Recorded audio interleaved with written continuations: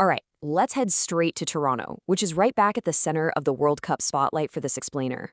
We're looking at a massive match day two heavyweight clash in Group E between a four-time world champion and a highly capable, seriously physical underdog.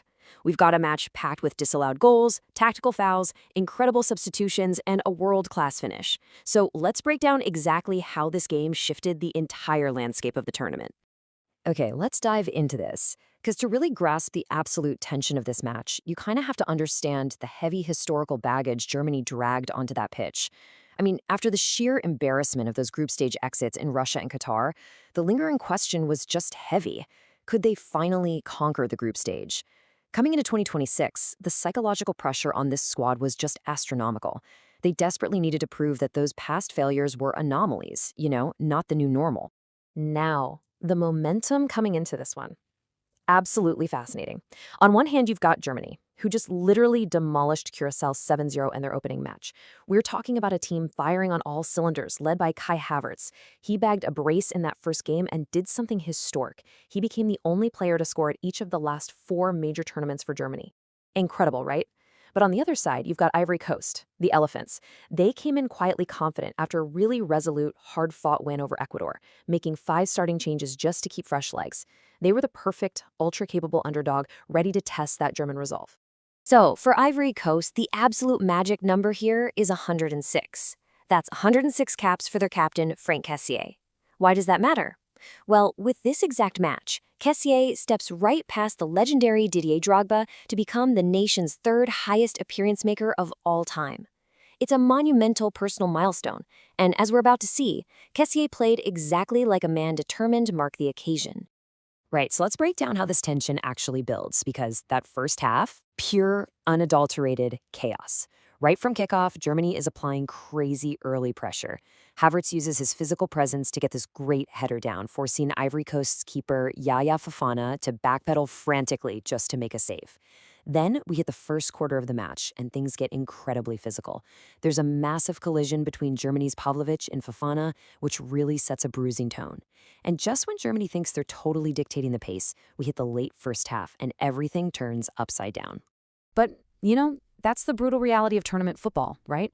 You can absolutely dominate possession and still find yourself going behind against the run of play.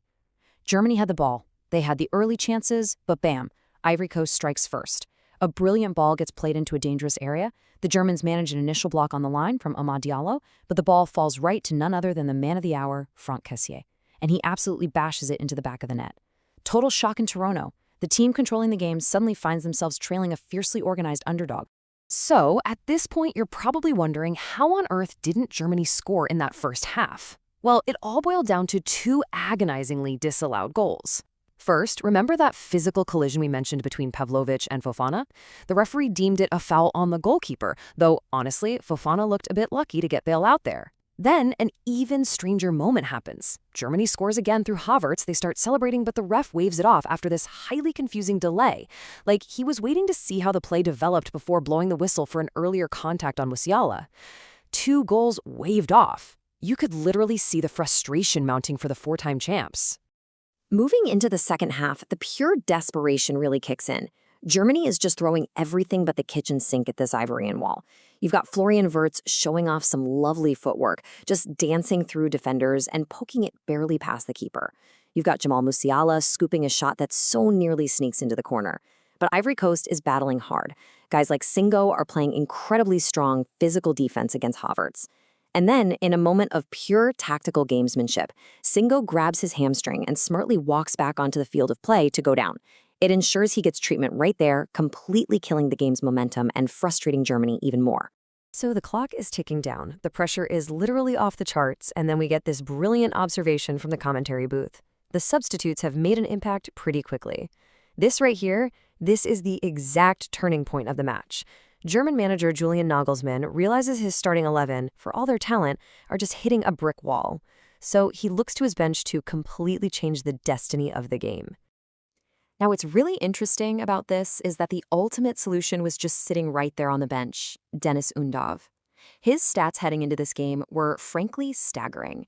He was actually left on the bench for the start, which is wild when you think about how he had 2 assists and a goal in just a brief cameo against Curacao. Going into this moment, he boasted a ridiculous record of 7 goals in his last 7 caps. He was basically the ultimate loaded weapon waiting in the wings, and Germany desperately needed him to fire. And oh man, did he fire. Let's break down the sheer mechanics of how Undav completely dismantled that Ivorian defense step by step. Because this wasn't just a lucky strike, this was a masterclass in world-class finishing. Step 1. Jonathan Tah literally pings this fast, pinpoint pass right into Undav in a super crowded midfield.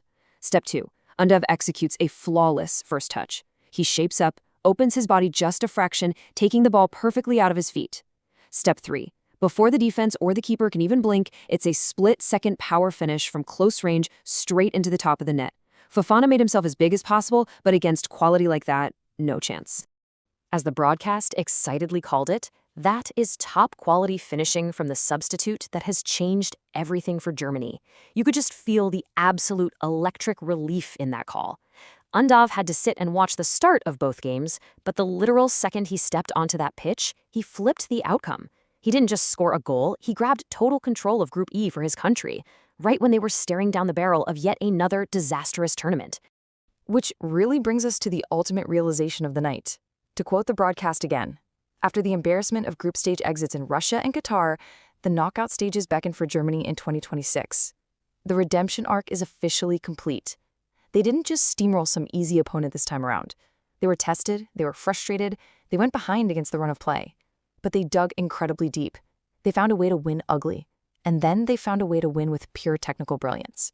So, there's your final result, Germany 2, Ivory Coast 1.